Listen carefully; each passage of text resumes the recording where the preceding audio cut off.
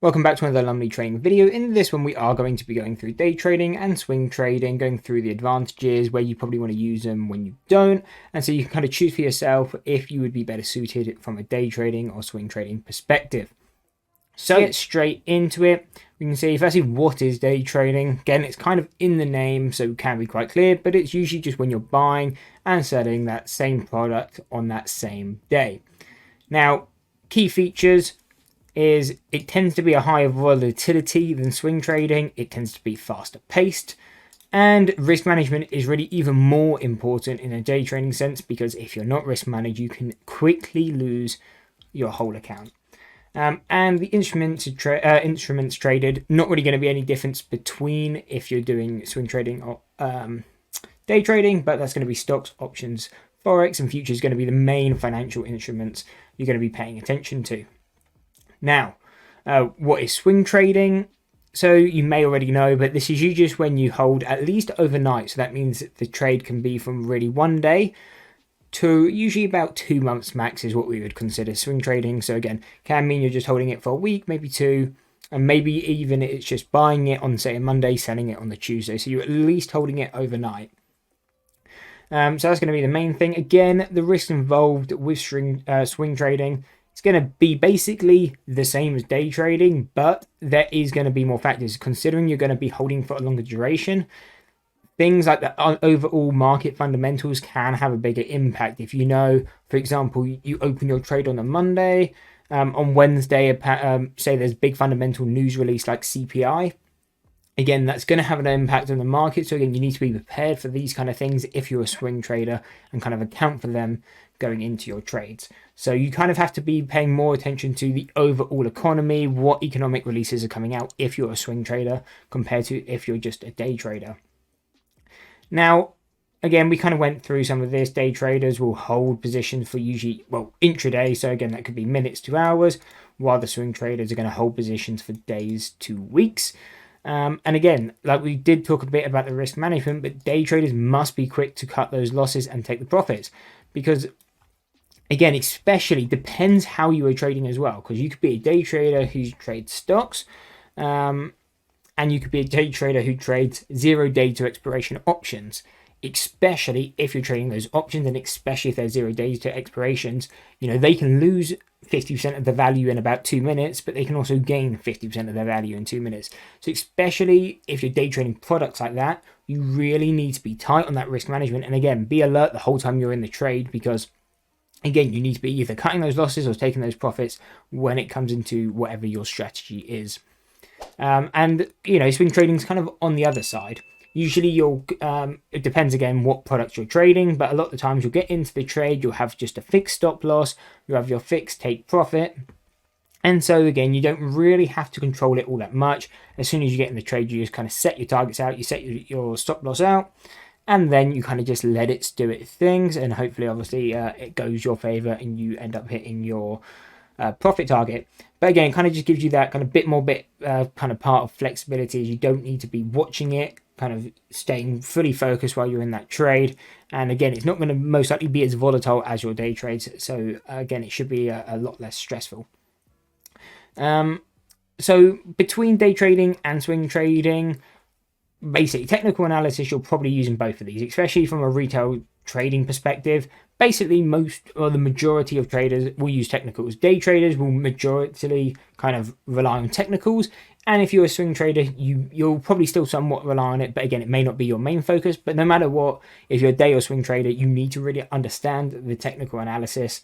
So again, it's not something you can really avoid. If you want to swing trade, you still understand technical. And again, if you're day trading, you're definitely going to want to understand the technicals. Now, fundamental analysis. Again, swing trading, you're really going to want to know about this. Again, if you're trading, for example, stock options, you're going to want to know when a company earnings, because that's going to affect option prices. Is there big fundamental news coming out? Or again, is Jerome Powell going to be speaking this week? Is there a CPI release? Is there a PCE release? Because again, these are, if you're especially trading options, it's going to increase your options premium. And if you're trading other products, the forex, the futures, even the outright stocks, again, there can be big moves in the stock or whatever products you're holding on these releases. So again, it's always important to know, especially from a swing trading perspective, when these events are.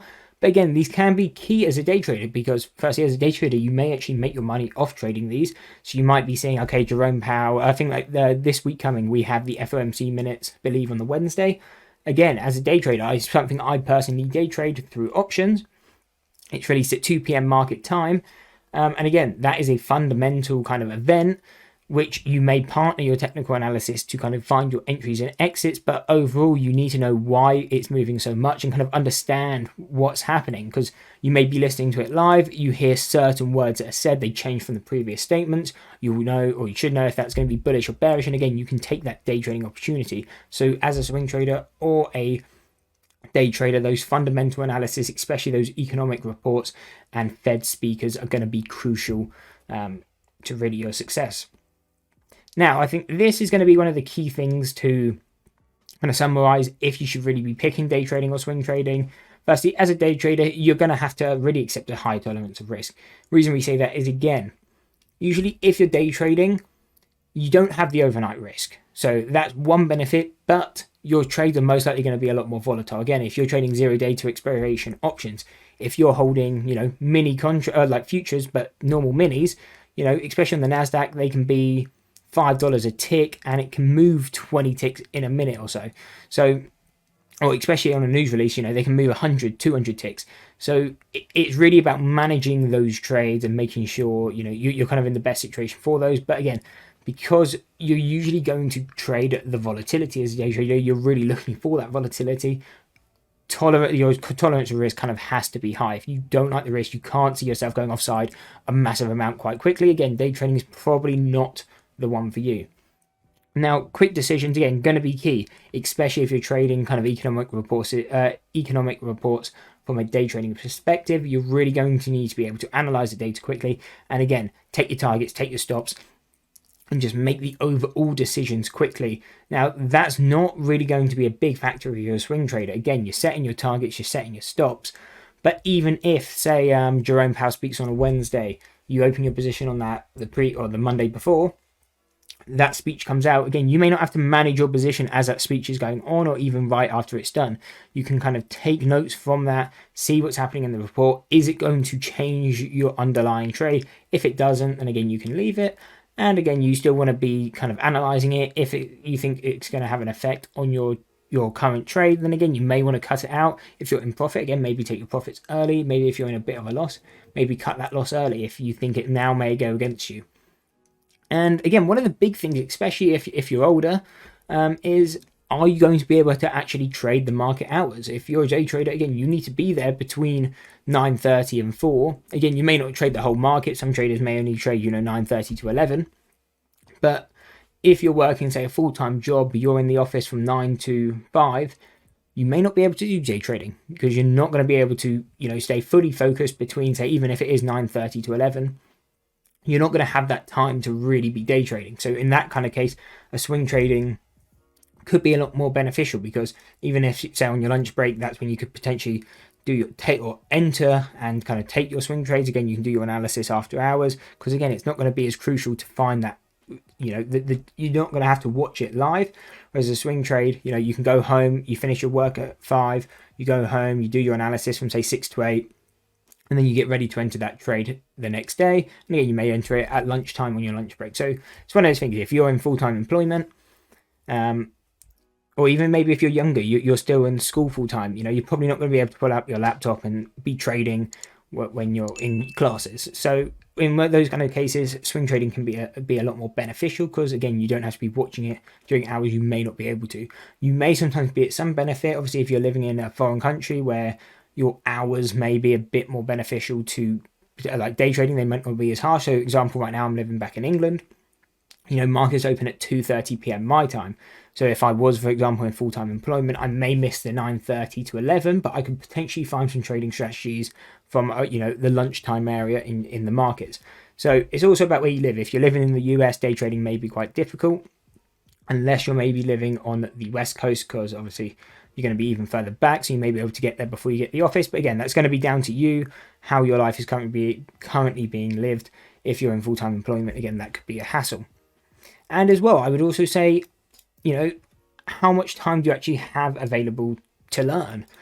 Because day trading, I would say, is harder. The reason for that is you have to be right kind of a lot quicker. In a swing trading, you could enter a position, it goes against you for, a week before it does the overall trend that you think it's going to do. Whereas in day trading, if it's not working in, a few minutes to an hour, depending on your strategy, you're not going to make money. You have to be getting out. So you kind of have to be even more kind of turned on, even more accurate when you're a day trading. And I think that takes more time. I think swing trading is easy. You can do that from an earlier stage. And I think that's kind of how I noticed I became more successful with trading. Is I tried to start off day trading, wasn't really profitable, started the swing trading, in time became profitable with swing trading, and then pushed back to day trading as well. But again, I think it was the knowledge from swing trading that definitely help me become successful in day trading as well. And again, that's going to be one of those things, if you maybe already have a family, you're supporting your family, you may not have all the time in the evenings to be backtesting strategies, improving your strategies, where swing trading probably take less of your time. So again, it is always going to be down to how much time you have to learn, because again, I think day trading is going to take more of your time. And again, we did kind of cover these on the other side, but again, with swing trading can be less stressful. Now, I don't always agree with this statement, but most people do consider swing trading less stressful, and the reason for that is, again, you're not going to have your position move 50% in a few minutes on a swing trade, most likely. So you usually just set your again, you enter your trade, you set your target, you set your stops, you walk away, you leave it. But again, I do find swing trading can have some stresses that day trading doesn't. For example, obviously you have the overnight risk with a swing trade. Some news might happen, markets close. If you're trading, for example, stock or stock options, you have earnings released. Again, that's after hours. You can't really control that too much as it's after hours. Or you might have at 3 a.m. market time, maybe some like the Credit Suisse bank when that went bust, or they announced their issues. If you were holding, Credit Suisse shares, for example, or you're holding futures, actually the futures you can kind of clear, but you're holding something, you may not be able to control it overnight. So again, you may just be sleeping. By the time you wake up, it's done the move. The algorithms of banks have already taken those trades. You could be down massively. So that's one of those stresses you do have on swing trading that you don't really have with day trading. But again, if you're having your defined risk going into trades, that may not be a big issue. And like we kind of said before, it's how flexible is your schedule. If it's not very flexible, swing trading is obviously going to be that ideal one to be paying attention to, because you don't need to be sitting at a chart all day. Again, you can do your analysis in the evening. You can then just enter the trade during the day. You don't need to be sitting there for, even 15 minutes if you're a swing trader when the actual live markets are open. And I would say as well, patience is one last key thing. If your patience is maybe not super efficient, or you're not super kind of disciplined with your patience, swing trading can be that better one. Just because in day trading, again, you need to be really getting those entries locked down. They have to be accurate. So your patience to wait for those entries really has to be there. And that's not to say as a swing trader you don't need to be patient, because you do, in the sense, it's just kind of a different sense of patience. In day trading, you have to be patient for that entry, making sure you're getting in when you want to.